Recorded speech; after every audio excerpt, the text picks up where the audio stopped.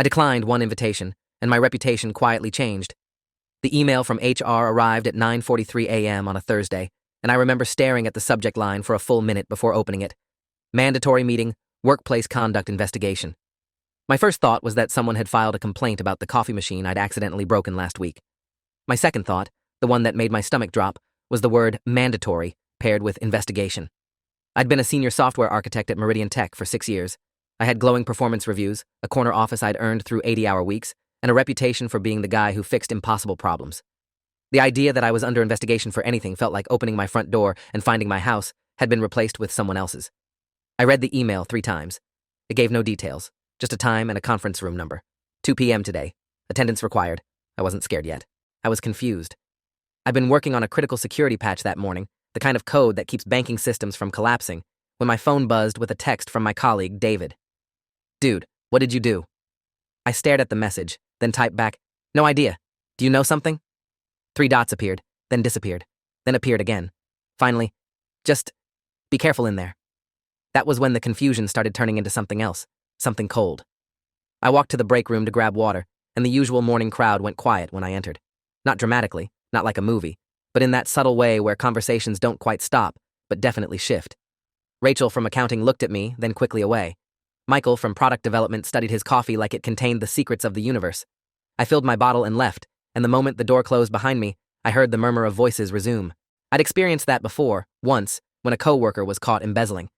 The air had felt exactly like this, charged with knowledge I didn't have. The conference room had floor-to-ceiling windows overlooking downtown Seattle, and on any other day, I would have appreciated the view. Today, the glass felt like a fishbowl. Waiting for me were 3 people I recognized, and 1 I didn't. Linda Blackwell, our chief human resources officer, sat at the head of the table with a manila folder in front of her. Next to her was Thomas Kent, the company's attorney, a man I'd met exactly twice at company functions. Across from them sat Olivia Fletcher, my direct manager, and a woman I'd never seen before. Mid-40s, auburn hair pulled into a tight bun, wearing a charcoal suit and an expression that suggested she'd rather be anywhere else. Linda introduced her as Dr. Rebecca Vaughn, an external consultant specializing in workplace culture. I sat down, and Linda slid the folder toward me. "We've received several complaints regarding inappropriate behavior," she said, her voice professionally neutral, the kind of neutral that comes from years of delivering bad news. "We take all allegations seriously, and we're conducting a thorough investigation." I opened the folder. Inside were printed screenshots of text messages I'd never sent, emails I'd never written, and a 3-page complaint document signed by 5 employees I barely knew. The texts were explicit, sexually aggressive messages allegedly sent from my phone number to 3 different women in the company. The emails contained detailed descriptions of harassing behavior, unwanted touching in the elevator, inappropriate comments during meetings, following people to their cars. I read one message that described me cornering someone in the supply closet on a Wednesday afternoon. I'd been in Portland that Wednesday, giving a presentation to a client, with 20 witnesses and a hotel receipt to prove it. My hands started shaking, not dramatically, just enough that the papers rustled. "I didn't send these," I said, and I hated how defensive I sounded, how guilty that made me seem. Dr. Vaughn leaned forward. "Mr. Hayes, I understand this is difficult, but denial is a common first response. We're here to give you an opportunity to take responsibility." I looked at Olivia, my manager for 4 years, the woman who'd approved every promotion I'd received. She wouldn't meet my eyes. The meeting lasted 90 minutes. They walked me through each allegation with clinical precision. They showed me timestamps, phone records, security camera footage that purportedly showed me in places I'd never been. Except the footage was grainy, and the man in it could have been anyone with brown hair and my build. When I pointed this out, Thomas the lawyer made a note but said nothing. When I mentioned the Portland alibi, Linda said they'd verify it, but that I shouldn't leave the investigation room yet. They asked me about my relationships with the complainants: Jessica Winters from marketing, Allison Cross from design, Megan Stewart from sales, and 2 others whose names I barely recognized. I'd worked with Jessica on exactly 1 project, 18 months ago. We'd exchanged maybe 30 professional emails total. Allison I'd said hello to in the elevator twice. Megan I'd literally never spoken to. The 5th name, Catherine Reeves, meant nothing to me until Linda mentioned she worked on the executive floor. "I don't know her," I said. Dr. Vaughn wrote something in her notebook. "Victims often report that their harassers claim not to remember them. It's a form of gaslighting." I felt the trap closing. They suspended me that afternoon. Paid leave, pending investigation. I had to surrender my building access card and laptop. A security guard I'd chatted with about football every morning for 3 years escorted me to my office to collect my personal belongings. He wouldn't look at me either. I packed my things into a cardboard box, a photo of my dog, a coffee mug from my college alma mater, 3 architecture books I'd been meaning to return to the library. My hands were steadier now, but my brain felt like it was running on a 5-second delay, trying to process information that didn't make sense. As I walked through the office toward the elevator, I counted how many people watched me. 15. Some tried to be subtle about it. Others stared openly, and I saw the judgment in their faces, that particular expression people get when they've already decided you're guilty. The security guard hit the elevator button for me, and we rode down 40 floors in silence. When the doors opened to the lobby, he finally spoke. "I got daughters, man." He said it quietly, almost sadly, and I realized he was explaining why he wouldn't shake my hand. I'd been dating someone for 8 months. Her name was Natalie, and she was a veterinarian with a laugh that made bad days bearable and a habit of leaving post-it notes with terrible puns on my bathroom mirror. We had plans that night, dinner at the Italian place where we'd had our first date, the kind of sentimental thing she loved and I pretended to tolerate. I called her from my car in the parking garage, my voice probably steadier than it should have been. "Hey, something weird happened at work. Can we talk tonight?" She hesitated, just a fraction of a second, but I caught it. "Actually, I was going to call you," she said. "I think we should take a break." The words hit like a slap. "A break? Natalie, what?" She cut me off. "Someone sent me screenshots, David. Messages you supposedly sent to women at your office. I don't know what to believe, but I need space to figure it out." I gripped the steering wheel hard enough that my knuckles went white. "Those aren't real. I'm being set up. I literally just got suspended over fake evidence." Another pause. That's what someone who did it would say. She hung up. I sat in my car for 20 minutes, staring at the phone, before I realized I was crying. The story went public faster than should have been possible. By the next morning, an anonymous blog post had appeared on a local Seattle community forum, detailing allegations against a senior tech executive at a major downtown firm who had systematically harassed multiple women. It didn't name me or Meridian Tech explicitly, but it included enough details that anyone who worked there would know exactly who it meant. The post had been shared 800 times by noon. My phone started buzzing with texts from friends and former colleagues. Most were careful, diplomatic. "Hey man, saw some stuff online. Hope you're okay." A few were direct. "Did you really do that?" 3 people I'd considered close friends blocked me on all social media without a word. My younger sister Amy called me at 1 p.m., her voice tight with an emotion I couldn't identify. "Mom's asking if the news is true," she said. "What news?" I asked, already knowing. "Someone sent her a link to the blog post. She's crying, David. She thinks you—" She didn't finish. I told her the same thing I'd told Natalie. I was being set up. "By who?" she asked, and I realized I didn't have an answer. That question consumed the next 3 days. I hired a lawyer, a sharp-eyed woman named Patricia Donnelly, who'd handled employment cases for 20 years and charged $300 an hour I couldn't afford. She reviewed the evidence Meridian had collected and said what I already knew. It was fake, but it was sophisticated. The text messages had been sent using a spoofing service that made them appear to come from my number. The emails had been routed through anonymous servers. Whoever did this understood technology and had access to enough information about my schedule, my contacts, and my work patterns to make the fabrication believable. "Do you have enemies?" Patricia asked, and I laughed because the question sounded absurd. I was a software architect. I wrote code. I ate lunch alone. My hobbies were hiking and reading science fiction novels. I'd never fired anyone, never stolen anyone's promotion, never even cut someone off in traffic that I could remember. "No," I told her. "I don't have enemies." She looked at me over her reading glasses. "Well, you do now." The answer came from an unexpected source. 5 days into my suspension, I received a LinkedIn message from a woman named Julia Richmond. She didn't work at Meridian. According to her profile, she was a project manager at a competing tech firm called Vertex Solutions. Her message was brief. "I heard what happened to you. The same thing happened to my husband. We should talk." I stared at that message for an hour before responding. We met at a coffee shop in Fremont, one of those places with exposed brick and baristas who took their latte art seriously. Julia was in her late 30s, professional but exhausted looking, the kind of tired that comes from fighting battles you never signed up for.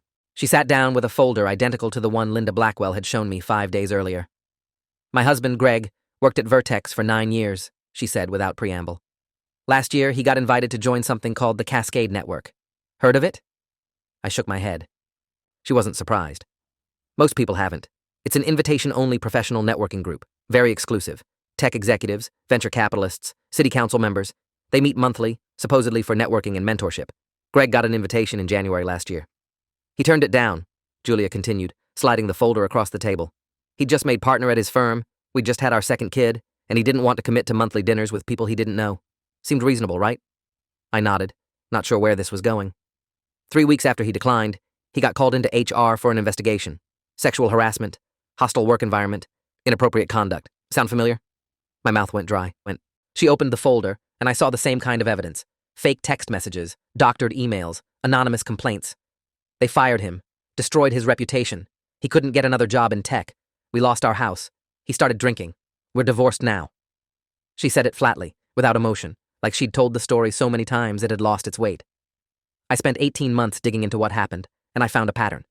7 men in the Seattle tech scene, all invited to join the Cascade Network, all declined, all faced identical allegations within a month of declining. Greg was number 3. Based on the timeline and the details you mentioned on the phone, I think you're number 8. I felt like I'd been punched in the stomach. Why? I asked. Why would they do this? Julia shrugged, but her eyes were hard. Control, leverage. These people, the ones who run the Cascade Network, they're building power. If you're in, you owe them. If you refuse, well, they make sure you can't threaten them from the outside. They eliminate competition, protect their territory. It's not personal. It's structural. She pulled out her phone and showed me a list of names. I recognized about half of them, prominent figures in Seattle tech, people who appeared in Forbes articles and spoke at industry conferences. These are confirmed members. The guy who founded it is named Leonard Ashford. Ever meet him? I hadn't. He sent you the invitation, she said. I guarantee it. She was right. When I got home and checked my email archives, I found it. A message from 3 months ago, easy to miss among the hundreds I received daily. Dear David, your work at Meridian has caught our attention. We'd like to invite you to join the Cascade Network. I'd deleted it without responding, assuming it was spam or some kind of pyramid scheme. That deletion, that moment of indifference, had apparently signed my death warrant. Patricia, my lawyer, was skeptical when I told her about the Cascade Network. Conspiracy theories don't hold up in court, she said. We need evidence. Julia had evidence. She'd spent 18 months building a case file that read like a crime novel. Spreadsheets tracking the timeline of invitations and allegations, screenshots of deleted social media posts, financial records showing money flowing between members, testimony from 2 other victims who'd lost everything and were willing to talk. But she'd hit a wall. No lawyer will touch it, she explained when she came to Patricia's office. These people have resources. They've sued for defamation twice, and both times they buried the plaintiffs in legal fees. I'm a project manager, not an investigator. I don't have the credibility or the platform to expose them. Patricia studied the documents for 2 hours, while Julia and I sat in her conference room, drinking terrible coffee and not talking. Finally, Patricia looked up. This is real, she said. And if it's real, we're not fighting Meridian Tech. We're fighting something much bigger. The investigation at Meridian concluded exactly 3 weeks after it started. Linda Blackwell called me into another conference room, this time with just Thomas the lawyer and a different HR representative I'd never met. They had the decency to look uncomfortable. After thorough investigation, Linda read from a prepared statement, we've determined that while we cannot conclusively prove the allegations false, we also cannot substantiate them sufficiently to warrant termination. However, given the nature of the claims and the impact on workplace morale, we've decided to accept your resignation, effective immediately. I'd expected this. Patricia had prepared me for it. I'm not resigning, I said. Thomas shifted in his seat. Mr. Hayes, if you force us to terminate you, it will be significantly harder to find employment elsewhere. Patricia, sitting next to me, smiled coldly. And if you terminate him based on unsubstantiated allegations, we'll sue for wrongful termination, defamation, and conspiracy to commit fraud. We have evidence suggesting these allegations were fabricated by a third party with the intent to harm my client's career. We'll be filing a police report this afternoon. The room went very quiet. Linda and Thomas exchanged a look. What kind of evidence? Thomas asked carefully. If you are enjoying this story already, please subscribe to see more stories like this. We didn't show them everything. Not yet. But we showed them enough. The pattern Julia had documented, the timeline connecting my declined invitation to the allegations, the similarities between my case and the 7 others. Thomas's face went pale. You're alleging that someone outside this company orchestrated this? Patricia nodded. We're alleging that your company was used as a weapon. The question is whether Meridian Tech was complicit or merely negligent. They asked for time to consult with their legal team. We gave them 48 hours. During that time, Patricia and Julia and I did something risky. We went to the press. Not the mainstream media, not yet. We started with a tech industry blogger named Chris Wellington, who'd built a reputation for investigative work on workplace culture. Chris was a former software engineer who'd left the industry after witnessing too much corruption. He ran a blog called Code of Conduct that had broken several major stories. When we laid out the evidence, he didn't hesitate. This is it, he said. This is the story I've been trying to tell for years. Give me a week. Chris published his article on a Monday morning. The headline was simple. The Cascade Effect. How an elite Seattle network destroys careers. It was 8,000 words of meticulously documented evidence, including interviews with 4 victims, financial records, timeline analysis, and even screenshots of private messages between Cascade Network members discussing problem individuals. Chris had done what Julia couldn't. He'd gotten people on record.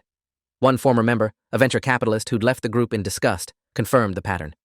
If you declined an invitation, you became a liability, he said in the article. They had a term for it, reputation management. They'd create allegations, Feed them to HR departments. Let the corporate machinery do the rest. Clean, efficient, deniable. The article went viral within hours. It was shared 40,000 times in the first day. Major news outlets picked it up. By that evening, the Seattle Times was running their own investigation. By the next morning, the FBI had announced they were looking into potential RICO violations. Meridian Tech's response was immediate. They released a statement saying they'd been victims of a sophisticated manipulation campaign and were cooperating fully with authorities. Linda Blackwell called me personally to apologize. "We should have dug deeper," she said, and I could hear genuine regret in her voice. "We failed you." They offered me my job back, a promotion, back pay for the suspension, and a formal apology to be distributed company-wide. I took the money and the apology. I didn't take the job back. Some things, once broken, can't be fixed. The Cascade Network imploded spectacularly. Leonard Ashford, the founder, was arrested on charges of conspiracy, wire fraud, and obstruction of justice. The FBI had found evidence that the network had fabricated allegations against 19 people over 4 years, not just 8. They'd destroyed lives methodically, systematically, with the cold efficiency of a business strategy. 11 other members faced charges. The story dominated local and national news for weeks. I watched from a distance as the empire they'd built collapsed under the weight of its own corruption. The other victims, the ones Julia had found, started reaching out. We formed an unlikely support group. 8 men whose lives had been demolished by the same machine, who'd lost jobs and marriages and reputations, who'd spent months or years believing they were alone in their nightmare. Greg, Julia's ex-husband, was sober now and working on rebuilding his career. Another victim, a man named Ian Foster who'd been blacklisted from the entire Seattle tech scene, had moved to Portland and started his own consulting firm. We met monthly, sometimes just to talk, sometimes to coordinate legal action. We all filed civil suits against the Cascade Network members. Most settled out of court. The money didn't fix anything, but it helped. What helped more was the public vindication, the acknowledgement that we'd been telling the truth all along. The apologies came slowly, awkwardly. Old colleagues reached out.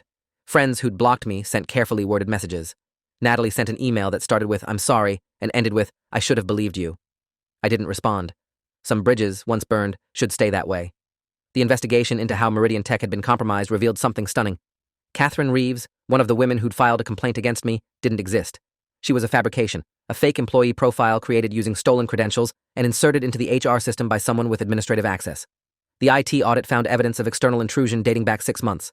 Someone connected to the Cascade Network had infiltrated Meridian's systems specifically to build the framework for destroying me. The sophistication of the operation was terrifying. They'd researched my patterns, my relationships, my schedule. They'd identified women I'd had minimal contact with and approached them with offers of money or advancement to sign false statements. Jessica Winters eventually came forward and admitted she'd been paid $5,000 to sign a complaint she never read. She thought it was about a workplace safety issue.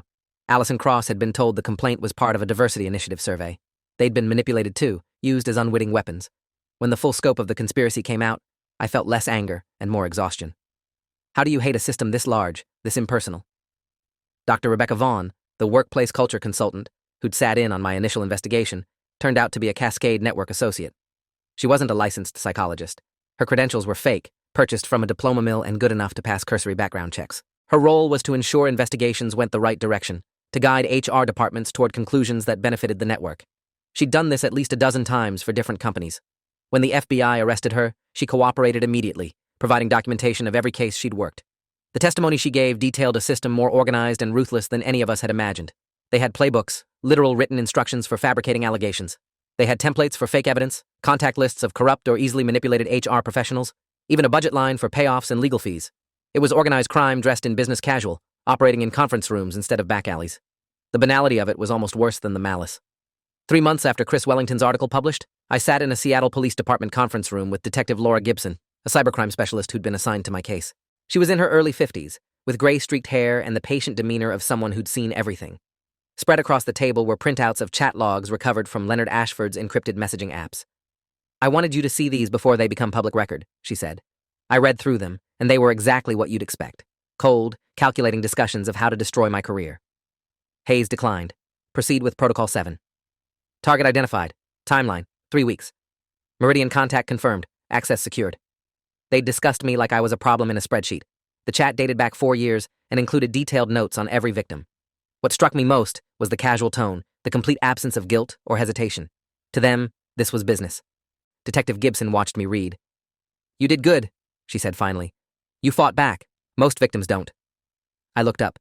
"Most victims don't have Julia Richmond." She smiled slightly. "No, they don't. You got lucky. I thought about Greg, drunk and divorced, about Ian, rebuilding his life in another city, about the others who'd lost years to depression and unemployment and self-doubt. Lucky seems like the wrong word, I said. The trial started in September, 11 months after that first HR meeting. I testified for 6 hours over 2 days, walking the jury through every detail. The invitation I'd ignored, the investigation, the fabricated evidence, the systematic destruction of my reputation. The defense tried to paint me as paranoid, as someone looking for excuses for legitimate complaints. Patricia tore their arguments apart with documentation, expert testimony, and the mountain of evidence the FBI had compiled. The most powerful moment came when Julia Richmond took the stand. She wasn't a victim, her husband was, but she'd become the unofficial leader of our group, the person who'd connected the dots when everyone else thought we were isolated incidents. She testified for 8 hours, methodically laying out the pattern, naming names, showing financial transfers. By the time she finished, 2 jury members were crying. Leonard Ashford was convicted on 17 counts. He got 12 years. Other members received sentences ranging from probation to 8 years. The civil suits resulted in $43 million in settlements, distributed among the 19 victims. My share was $2.8 million. I donated half to organizations supporting victims of workplace discrimination. The rest went into a trust for my future, whatever that looked like. Meridian Tech underwent a complete overhaul of their HR practices. Linda Blackwell retired, though I heard she'd actually fought hard to improve things before she left. They brought in external auditors, implemented new verification protocols, and established an independent ethics board. They asked if I'd consult on the changes. I declined, politely. Some institutions can reform, others need to be abandoned. I chose to see Meridian as the latter. I took a job at a smaller firm, a startup developing encryption software for healthcare systems. The pay was less, the office was smaller, but the people were decent, and nobody knew my story. I introduced myself as David Hayes, software architect, and they hired me based on my skills. It felt like starting over, and starting over felt like freedom. My colleagues eventually learned what had happened. It's hard to keep something that public a secret. But by then, I'd proven myself through my work, and the story became context rather than definition. I wasn't the guy who got falsely accused. I was David, the architect who'd solved their authentication problem and brought homemade cookies to the office holiday party. The emotional aftermath took longer to process than the legal victory. I started seeing a therapist, a kind woman named Dr. Elizabeth Monroe, who specialized in trauma recovery. You experienced institutional betrayal, she explained during our 3rd session. The systems designed to protect you failed, and that creates a particular kind of wound. She was right. I didn't trust HR departments anymore, didn't trust professional networks, didn't trust the assumption that truth would prevail. The paranoia was manageable, but persistent. I checked my credit report weekly. I Googled my name daily. I saved every email, every text, maintained documentation of my whereabouts like I was building an alibi for crimes I hadn't committed. Dr. Monroe said this was normal, that hypervigilance after systemic betrayal was a survival mechanism. But eventually, she said, you'll need to let some of it go, or you'll spend your life defending yourself against ghosts. I'm working on it. Some days are better than others. I reconnected with my sister Amy, who'd never doubted me but hadn't known how to help. We met for coffee every Sunday morning, and she never asked about the case unless I brought it up. That space, that freedom from being defined by my trauma, was a gift. My mom took longer to come around. She'd believed the allegations initially, and that had cut deeper than any of the professional consequences. I'm sorry, she said finally, 6 months after the trial. I should have known better. I forgave her. Forgiveness was easier than holding on to anger. I never heard from Natalie again. I thought about reaching out, especially after the verdicts, but pride and hurt kept me from it. A mutual friend told me she'd moved to San Francisco and was engaged to someone she'd met at a yoga retreat. I wished her well, genuinely. She'd been a casualty of someone else's war, same as me, and holding a grudge against her felt pointless. The real architects of my suffering were facing consequences. That had to be enough. Julia Richmond became something of a minor celebrity in workplace advocacy circles. She gave TED Talks, consulted with companies on institutional reform, and started a nonprofit called the Cascade Victims Alliance that provided legal and emotional support to people facing similar situations. I helped with the organization, serving on the board and speaking at events when they needed a victim's perspective. It felt good to turn the nightmare into something useful, to help others avoid the isolation and confusion we'd experienced. Greg, her ex-husband, joined the nonprofit too. He and Julia remained civil, even friendly, though they never got back together. Some damage can't be undone, only managed. The Seattle tech community changed in subtle ways after the Cascade Network scandal. People became more skeptical of exclusive networking groups, more willing to question institutional investigations, more aware of how easily reputation could be weaponized. Several companies implemented policies requiring corroborating evidence before acting on anonymous complaints. It wasn't perfect, and it didn't prevent all abuse, but it was progress. I like to think we'd made the system a little harder to game, a little less vulnerable to conspiracy. Detective Gibson told me the FBI was investigating similar networks in other cities: Boston, Austin, San Francisco. The Cascade Network wasn't unique, just the first to get caught. That knowledge was both sobering and motivating. If this could happen in other places, then the work of exposing and dismantling these systems was far from over. I testified remotely for 2 other cases, victims in different industries who'd faced identical patterns. Both times, my testimony helped secure convictions. Both times, I felt the weight of proving that resistance was possible. A year after the trial, I was hiking in the Cascades, ironic, given the network's name, when I realized I'd gone an entire day without thinking about the case. The realization stopped me mid-trail, and I sat on a rock overlooking a valley, just breathing. The sky was that particular shade of Pacific Northwest gray that looks like the world is wrapped in flannel, and the air smelled like pine and rain. For the first time in over a year, I felt like myself, like David Hayes the person, rather than David Hayes the victim, or David Hayes the survivor. The difference was subtle but profound. I pulled out my phone and texted Julia. "I think I'm healing." She responded immediately. "Took you long enough. Proud of you." I sat there for another hour, watching clouds move across the valley, and thought about the invitation I'd declined. If I'd said yes, if I'd joined the Cascade Network, my life would have been easier. I'd have kept my job, kept Natalie, avoided the nightmare entirely.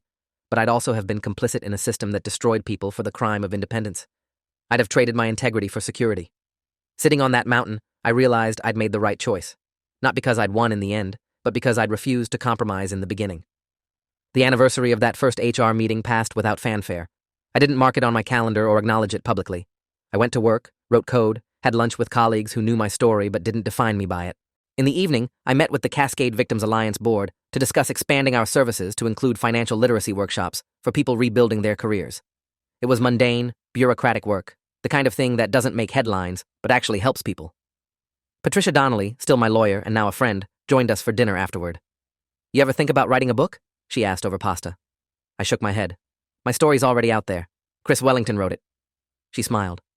"I meant a different kind of book. A guide for people who find themselves in similar situations. What to do, who to trust, how to fight back." I considered it. Maybe someday.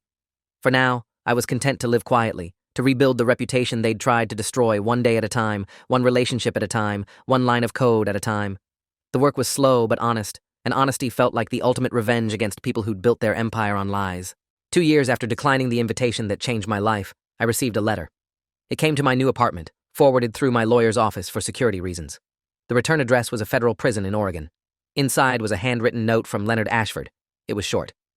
"Mr. Hayes, I won't insult you with an apology. What we did was strategic, not personal, but that doesn't excuse the harm. You were collateral damage in a system I built and benefited from. I'm writing to inform you that I've been cooperating with federal investigators to dismantle similar networks in 6 other cities. It won't undo what happened to you, but it might prevent it from happening to others. I don't expect forgiveness, but I wanted you to know that your resistance had consequences beyond your own case. You broke something that needed to be broken." I read the letter 3 times, then filed it away. I didn't respond. His cooperation was self-serving, a play for a reduced sentence, but if it helped dismantle other corrupt networks, I couldn't bring myself to oppose it. The world is complicated. Villains sometimes do useful things for selfish reasons. Justice is rarely clean. The question people ask most often is whether I regret declining the invitation. The answer is no, not for a second. I regret the pain it caused, the relationships it destroyed, the year of my life consumed by legal battles and paranoia. But I don't regret the choice itself. They wanted to test whether I could be controlled, whether the threat of professional destruction would be enough to ensure my compliance. I proved it wasn't. That proof cost me dearly, but it also revealed who I was at my core. Someone who'd rather burn his own life down than compromise on principle. Not everyone needs to be that person. Not every battle is worth fighting. But in that moment, with that choice, I needed to be that person, and I'm grateful I was. The alternate version of myself, the one who joined the network and climbed the ladder and smiled at the right people, would have been comfortable. But he wouldn't have been me. I chose the harder path because the easier one would have been a betrayal of something fundamental. I can live with the scars. I couldn't have lived with the alternative. I still work in tech. I still love solving impossible problems. But I do it with my eyes open now, aware that systems are only as ethical as the people running them, that institutions can be weaponized, that reputation is fragile, and truth is expensive to defend. I mentor junior developers and warn them about the dark side of networking, about the difference between building relationships and buying protection. Some listen, some don't. That's their choice to make. My responsibility is to tell them the truth and let them decide what to do with it. I'm dating again, cautiously. I haven't told my current girlfriend about the case yet, though I will. It's third date conversation at the earliest, the kind of thing you reveal when you're ready to test whether someone can handle your history without defining you by it. She's a librarian named Caroline with a laugh like bells and a complete lack of interest in the tech industry. She knows I'm a software architect and that I like hiking. That's enough for now. The rest will come when it comes. On quiet days, I think about the other victims, the ones who didn't have Julia Richmond, didn't have Patricia Donnelly, didn't have the resources or the luck or the stubbornness to fight back. I think about how many lives the Cascade Network destroyed before we stopped them, and how many similar networks are still operating in other cities, other industries, destroying careers and families with the efficiency of a business model. I think about how close I came to being just another casualty, another name on a list of people who declined an invitation and disappeared from professional life. The difference between my story and theirs often came down to chance. Julia happened to find me, Chris happened to believe us, the evidence happened to be recoverable. That randomness haunts me. Justice shouldn't depend on luck. But until we build better systems, more transparent institutions, stronger protections for whistleblowers and victims, luck will keep determining who survives and who doesn't. I'm one of the lucky ones. I survived. I fought back. I won. But winning doesn't erase the fact that I shouldn't have had to fight in the first place. That's the thing they don't tell you about vindication. It feels good, but it doesn't feel like enough. It never does. Thanks for watching till the end. Make sure to subscribe and like to not miss the next story.